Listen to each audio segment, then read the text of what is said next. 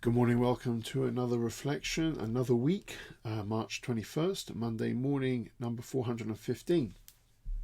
So for the last nine devotions, we looked at the 12 blemishes and defects which prevented a priest from offering and serving before the Lord in the tabernacle or the temple. And these 12 blemishes or defects were largely outside the control of the priest. They were either born with such defects or they occurred through severe accidents.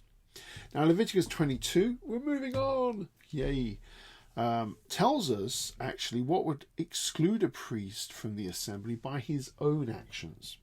And one of the examples that's put in this chapter is uncleanliness. For all Israelites, becoming unclean meant they had to go through certain rituals depending on the uncleanliness that has taken place. They would have to go outside the camp, wash, wait till evening, come back inside the camp, or they may have to stay a number of days outside the camp. But for a priest who becomes unclean or does something unclean could result in their death. Now the phrase in verse 3 of Leviticus 22, to be cut off before me, could mean three things.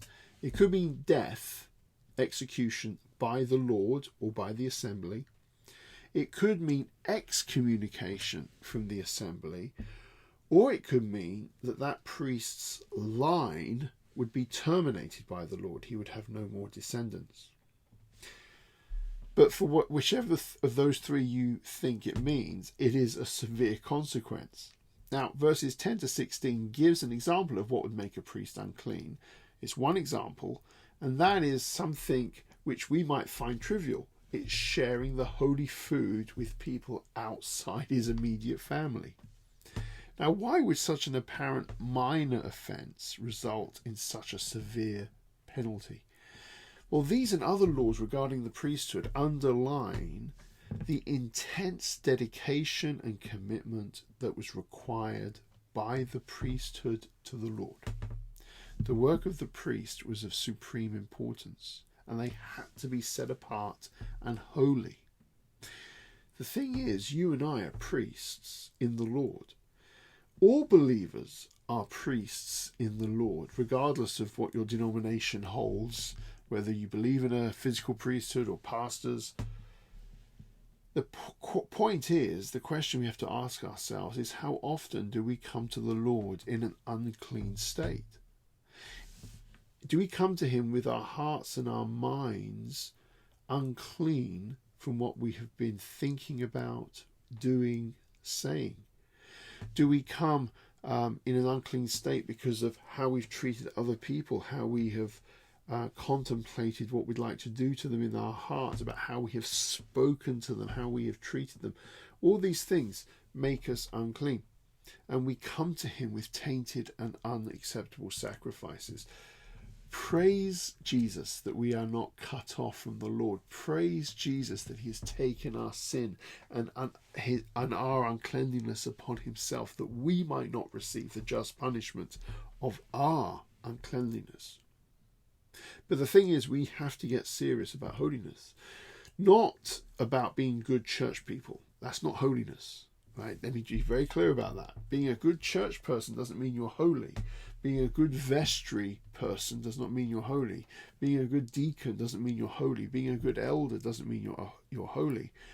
We need to get serious about holiness to the Lord, how we approach him, how we live our life, how we focus everything towards him.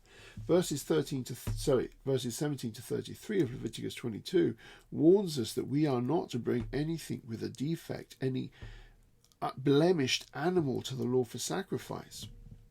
So the question I want to challenge us with this morning is, what did we bring Jesus yesterday in our worship?